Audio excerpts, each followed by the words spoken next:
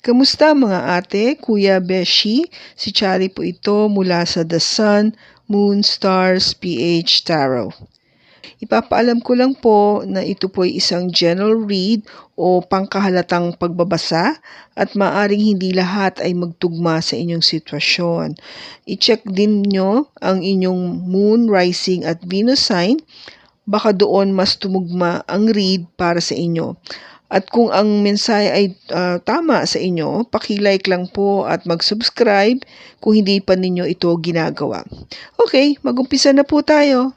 Hello po mga ate kuya beshis, kamusta na po kayo? Andito ulit ako si Shari para gumawa ng another reading, and this is for the sign of Leo, Sun, Moon, Rising, and Venus. And of course, welcome po yung mga cross-watchers ni Leo at yung mga bago po nating mga viewers. Tignan po natin ngayon kung ano yung mensahe na ating pong mababasa o parang gusto ipabasa para kay Leo. At bago po tayo mag-umpisa, batiin ko po kayo ng advance Happy Valentine's Day. We have Twin Flame Recognition. Wow. We have Burning Desire. And Memento. Okay? Now, Leo, ikaw yung pang-5 na zodiac sign na nabasa ko for this reading for February na merong twin flame recognition. Okay? Now, yung twin flame dito, just let me explain kasi hindi lahat nakakaintindi ng twin flame. Ang ibig sabihin po nito is meron po tayong isang kaluluwa na pinaghati po ni God into two souls. So galing sa isa naging dalawa. Now itong dalawang kaluluwa na to ay nagkaroon ng kanya-kanyang katauhan.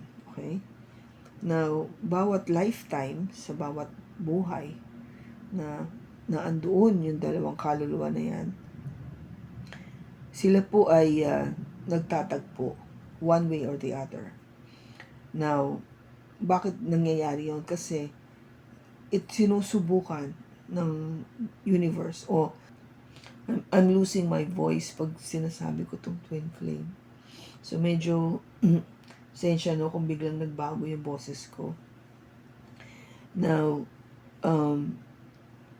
yung pagkikita kasi nila, we identify this to be sabi nila sa ibang explanation, there is the chaser and the runner. Yung merong humahabol at merong tumatakbo sa relationship. Now, dito sa relationship na to ng twin flame, which is hindi po madali na napunta sa isang twin flame na relationship, because of yung matagal yung proseso. Now, meron ditong masasabi mo age difference for one, kasi depende kung kailan ka na-reincarnate. Usually, may nauunang isa. So, it means someone is older than the other one. Okay? But there is this recognition, no? Na nakikita mo, nare-recognize mo na itong person na to, itong has this soul that you recognize, na nagmi-mirror kayo sa isa't isa, na pareho kayo, that somehow kilala mo na siya. Okay? That's why you have this strange or special feelings towards this person na sometimes hindi mo ma-explain, na pwede na ngayon laki nagkita pero parang ang gaan na agad ng pakiramdam ko sa taon to. Somehow we have met. Okay? Hindi mo ma-explain yun. Kaya, there is this possibility na baka siya yung twin flame ko. Okay? Na nagkita na kami muli. Ngayon, bakit may runner and chaser? Kasi, ito yung, obviously, for yung reason, sabi, nakita mo naman yung runner, tumatakbo. So, ibig sabihin, hindi pa niya kayang tanggapin yung relationship na yon. Kaya tumatakbo siya. In other words, iniiwasan niya yung relationship. The chaser is habol siya ng habol dito sa kanyang person. Kasi, alam niya na eh. Alam niya na ito yung ka-twin flame ko. Kaya kung gawa parang ligaw siya ng ligaw, habol siya ng habol. Pinapatunayan niya dito sa tao na to na, ako yun eh. Hindi mo ba ako nakikilala? O ayaw mo bang tanggapin na tayong dalawa ang dapat magkasama?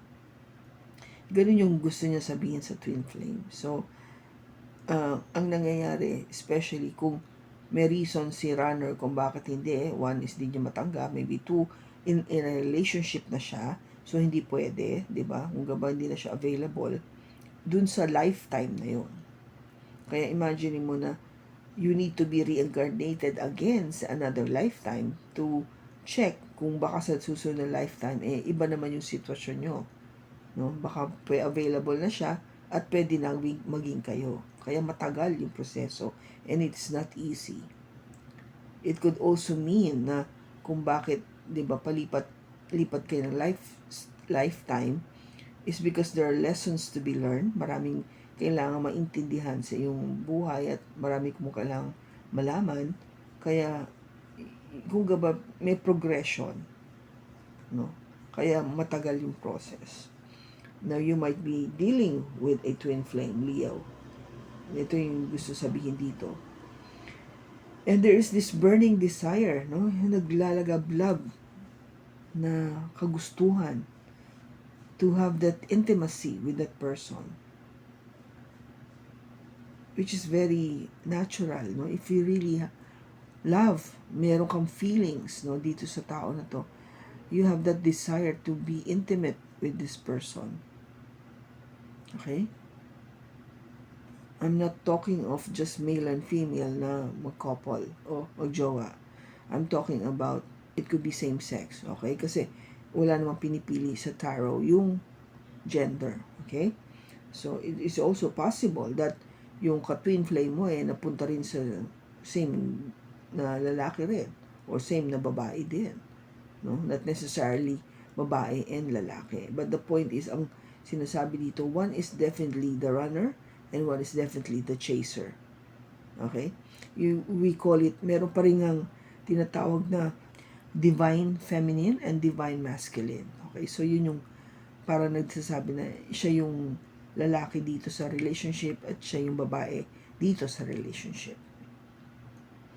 Okay? So, ganun yung proseso. So, if you're not in a twin flame relationship, kasi hindi naman po lahat makaka-experience ito, you might be some of the Leos that would have this burning desire to have intimacy with your person.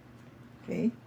Ang masasabi ko lang dito is, of course, mag-ingat lang, no, of the consequences that would happen.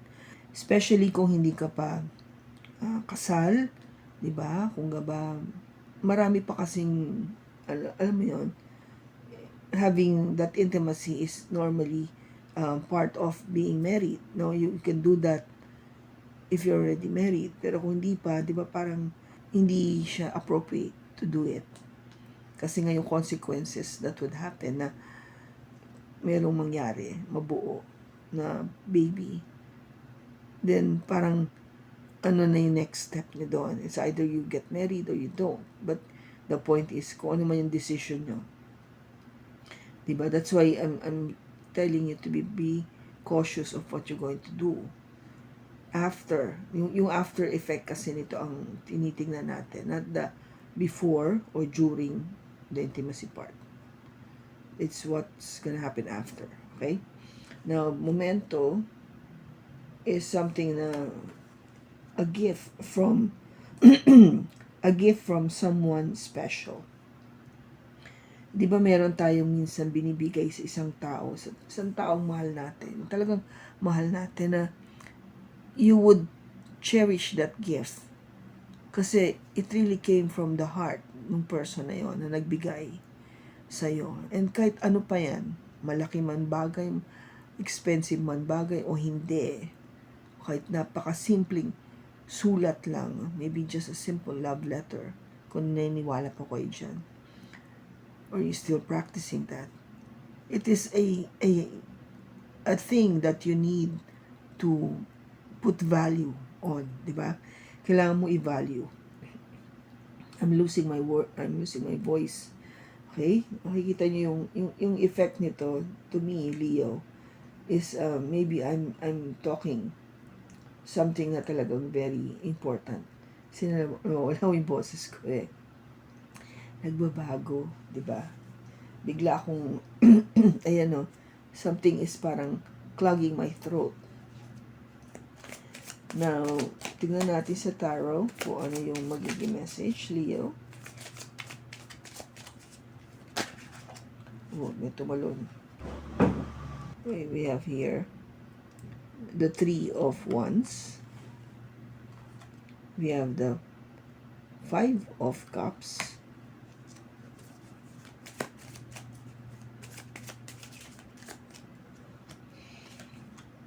We have the Three of Coins, Three of Pentacles. We have the Six of Swords and the Two of Cups. Bottom is the Queen of Coins or the Queen of Pentacles. Now, Leo, alam mo na to? Kung sa mga bago po natin, ang Queen of Coins is an earth sign, no? Na meron siyang earth sign na, or you might be dealing with a Taurus, Virgo, or Capricorn, o meron po sila nito sa kanilang chart. Okay? Now, ano ba yung Queen of Pentacles or Queen of Coins? Kita mo naman kung gaano siya ka ganda. Kita mo kung gaano siya ka stable, secure, napaka-practical na tao. Very determined.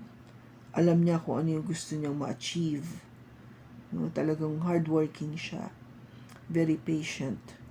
And very good to balance things pagdating sa kanyang family life and work life. Okay? Kung career woman din ito. So, you might be dealing with a person that has this type of characteristics, no, Leo? Now, with the High Priestess, this is an energy coming from a Pisces, a water sign. Ang Pisces naman, or this High Priestess is somebody that is very, tahimik siya. Somebody who's very silent, pero observant, who sees things, but not speak about it. Siya yung tao na marunong magtago ng sikreto. Siya yung tao na malakas yung intuition. Okay? So, kung ba, this is the practical side and this is the spiritual side. Okay? With the Eight of Coins, I think, Leo, you're both parang these two personalities, no, are working so hard. Pareho nagtatrabaho. In other words, workaholic pareho. Or in a way, they're very focused on their work.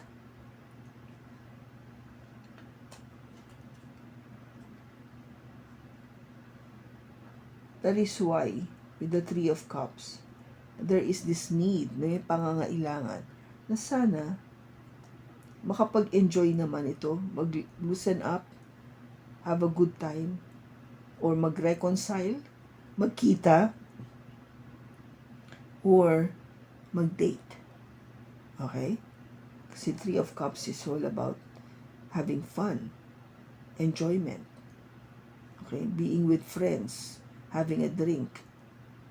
No, that could be a meaning. But this could also mean third party. No? Kung may third party involved dito, Leo. Maybe you are trying to make it work na hindi magkaroon ng third party. Or trying to make it work to have a third party. Gusto mo yung ganitong sitwasyon. Okay? This is quite magulo, di ba? Hindi siya clear. But the first impression or the first thing na nakikita ko is these two people were trying to work, and that needs to have some losing up, yung enjoyment, having fun. Or these two people might be trying to work out na ma-involve sa isang third party situation, or they are involved in a third party situation. Okay? Take it as it resonates. Now, first card mo dito, Leo, is the 3 of Wands. Yung nakaraan mo, you've been waiting. You're waiting for something to happen. Something that you always been parang praying for, wishing for. Yung talagang tipong gusto mo mangyari. If it's something to do with the twin flame recognition, you're waiting for that person to come into your life, Leo. Iniintay mo. If you are the chaser dito sa relationship na to, iniintay mo yung person mo, no, your twin flame, na dumating sa buhay mo. Because you know na meron kang special someone in your life. I think you can feel that. Now, ano ba naging challenging? Kasi with your previous relationships, ang dami mong regrets, diba? Parang nakakasawa na kasi may mga ibang relationships ako, hindi naman nag-work out. Para bang dadating pa ba itong twin flame ko? Dadating pa ba yung aking soulmate? Dadating pa ba yung the one? Kasi willing naman ako mag-cooperate, no? You wanted to make sure na things will work out. Things will be in harmony. Magiging maayos lahat. At ang intention mo is really for you and your person to go to a much, kung ba, safer place, no? Mas matahimik na lugar, yung lugar na mas maayos.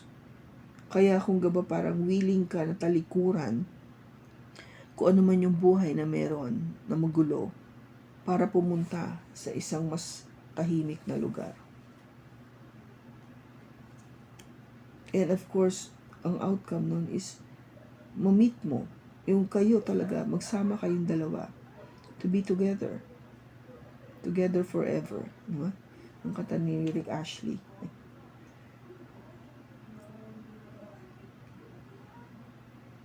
Yung ba maganda yung intention? That's what I'm trying to say. The intention is to wait for that true person, that twin flame, to make sure that everything works smoothly and to be together forever. No? Maganda siya. And maybe to be able to express, no? If you're already together, to express that burning desire to feel that intimacy with that person. Okay naman yon, walang problema. It is what you've been praying for. Now, the 3 of Wands. Bakit siya andito? Ba't andito yung 3 of Wands? We have the 8 of Cups, the King of Cups, and the 10 of Pentacles. Ang iniintay mong mangyari, Leo, ang gusto mong mangyari is to find, kasi you 8 of Cups, to find that love of your life. Yung pinakamahal na mahal mo. Mahanap yon. At magbuo kayo ng isang masayang pamilya. No. King of Cups is the love of your life. It might be dealing with a water sign, Cancer, Pisces, or Scorpio. The Ten of Pentacles, it symbolizes Virgo. Okay, yung fulfillment of having it all. So, yun yung, parang, this is what you've been, kung titignan mo ba, parang, ito yung tinitignan mo sa malayo. Ito yung tatlong cards na to. Ito yung tinitignan mo sa malayo. Pinagdarasal mo lagi. Iniisip mo. You're trying to manifest. No? You're willing to search. Kasi 8 of Cups is going away. You're willing to search for that love of your life. If somebody would truly loves you back, yung mahal ka rin. At magbuo kayo ng isang masayang pamilya. Okay? Baka simpleng pangarap, napakaganda, di ba? Ang tanong is, mangyayari ba to? Ngayon, bakit andito yung 5 of Cups?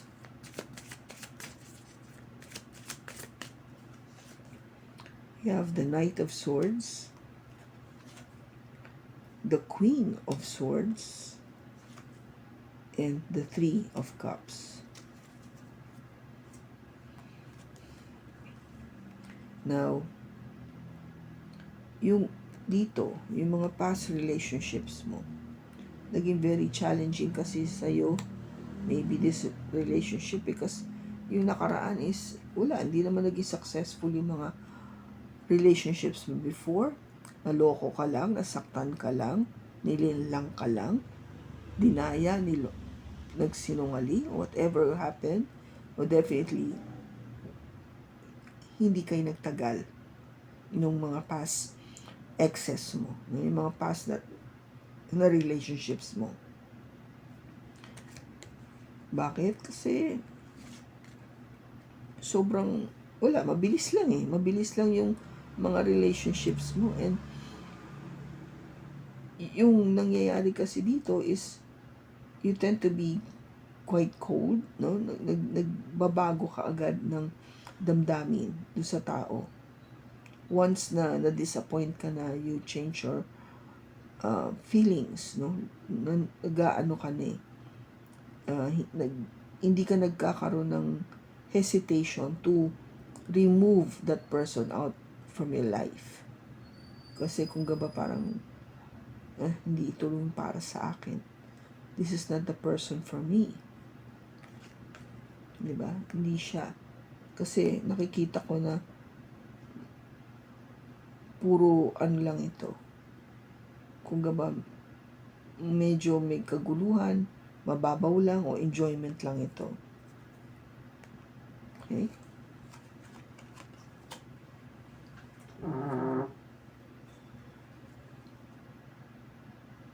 Bakit andito yung 3 of Cups?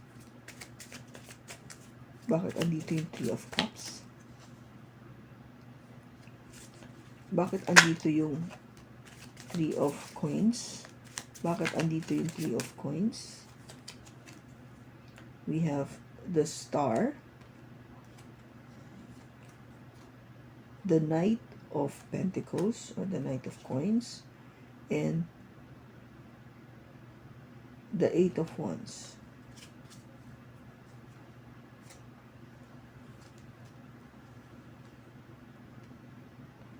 Now,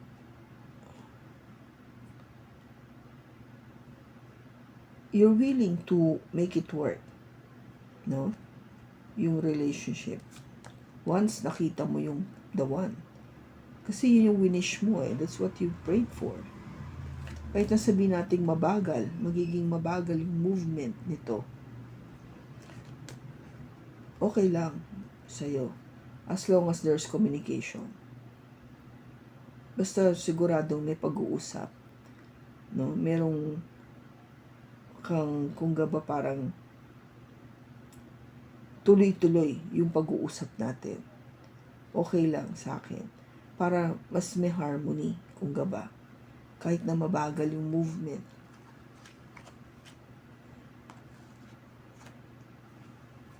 Now, with the 6 of Swords, bakit andito?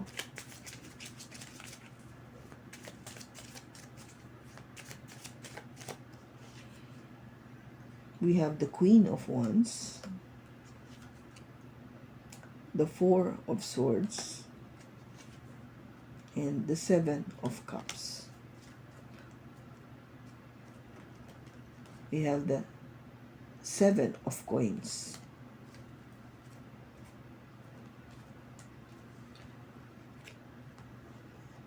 Sabi ko, di ba, dito is you're willing to, kung gaba, iwan, left behind yung mga bagay-bagay and move forward with your person. So you are willing to really put action dito sa relationship na to. To really show, no, na willing ka to, you're so determined na mag-aksyon, ipakita yung pagmamahal or yung attractiveness dito sa person mo, to show that passion, maybe through having that intimacy, lahat yun, no? You're willing to do that. But with the Four of Swords, pinag-iisipan mo rin ito maigi sa gabi na kung tama ba itong naiisip ko, tama ba itong nasa pag-iisip ko ngayon tungkol dito sa relationship na to. Kasi matagal na ako nag-iintay. I've been waiting for such a long time for this to happen. And so far, parang wala pa rin. I'm still parang andito sa waiting mode, no? Nag-iintay pa rin ako ng outcome. Nag-iintay ako na ano bang mangyari. Kung titignan mo, this is also saying na kalimutan ko na lang kaya yung twin flame na to. And just for me to move forward. No? And move forward sa ibang path, no? Sa ibang daan. Kasi nakatalikod na yung, di ba, yung likod niya. As if this person is heading towards a much better place. Kasi maliwanag, di ba? Maliwanag yung pupuntahan niya eh. Compare mo dito na madilim. Yung pinanggalingan niya is madilim. So, ang gusto niya is pumunta sa isang lugar na mas maliwanag, tahimik, maayos, kaysa sa dati ngayon. Kasi kung hindi nga niya makita, no, hindi niya makita na there is something happening sa pag-iintay, sa relationship na to, sa twin flame niya, kasi matagal na siya nag-iintay, and it makes her or him think about ano na ba talaga nangyayari. Ang tagal lang wala eh. Ang tagal ng stagnant. Ang tagal na kasing walang aksyon.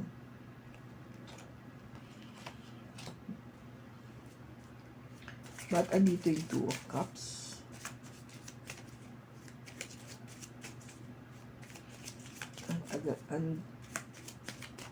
Bakit andito yung Two of Cups? We have the Strength, your card, Leo, and the Nine of Wands, and the Ace of Wands.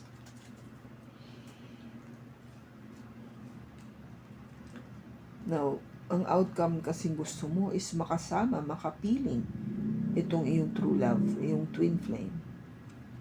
But you need a lot of strength, your energy, Leo. Kailangan mo ng maraming lakas, courage, determinasyon, paniniwala, na mag-intay, to wait, huwag mapagod na mag-intay, kasi magkakaroon naman talaga ng new beginning. There will be a new beginning. I guess it's just a matter of timing kung kailan ito mangyayari. But what would happen is something na magkakaroon na action. There will be action taken. Kasi this is a once, no? Kung dati, sabihin natin na hindi, wala talaga, no? No movement at all. Kasi dito nga sa kinlarify natin, no? Though you're willing to, parang, sige na, kalimutan ko na lang to. But sinasabi dito na kasi, ang tagal ko na nag-iintay eh. But sinasabi dito, kung ito yung gusto mo talaga na makapiling itong tao na to, itong ka-twin flame mo, then you have to be, courageous enough to wait for this new beginning, because it's all about timing. It's all about timing. Okay? Now, ano pa yung advice para kay Leo?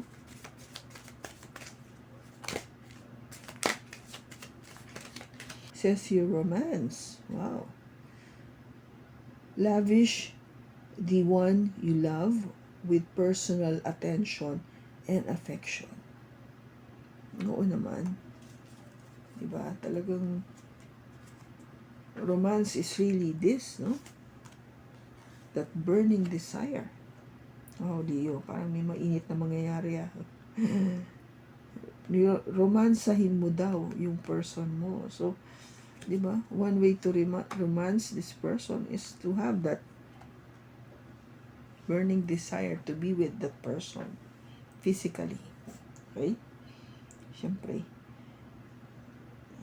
physically would mean leading to intimacy. Now, tingnan natin. Kailan ba mamimit o kailan mangyayari itong sila na ng kanyang true love, ng kanyang tattooing flame ni Leo? Kailan ba itong new beginning na to with the Ace of Wands? Wow. Did you see that? It says your winter. Ang winter time po is from December to February, which is ngayon, no? So, it could mean, kung hindi siya mangyayari itong February, we're looking forward sa 2025. Kasi winter time starts December, January, and February. Okay? Well, it starts a little bit early sometimes in November, ganun, malamig na. So, it could be November, December, January, February. Okay?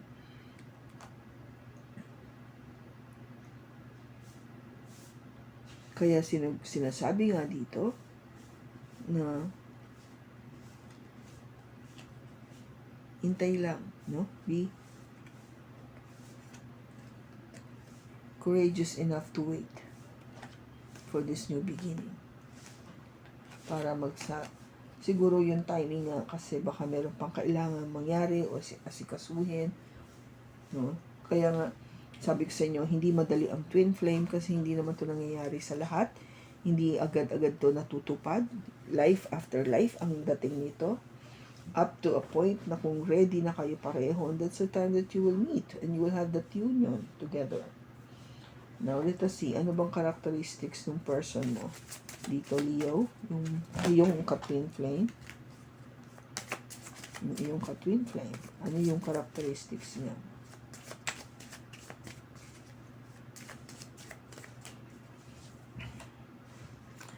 It says here an air sign. So, possible na Gemini, Libra, Aquarius siya o meron siya nito sa kanyang chart. Honest. It says here romantic. Or meron siyang Cancer, Scorpio, or Pisces sa kanyang chart o water sign din siya. Single and generous. Oh, okay siya ha, Leo.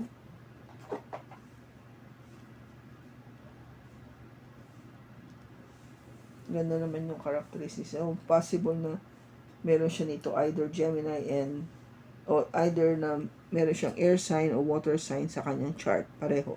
Pwede yun eh. Okay. So, I hope na nakatulong ito sa iyo, Leo. Maraming salamat sa pagsama mo sa akin sa pagbasa na ito. Sa susunod po muli, ingat ka and God bless.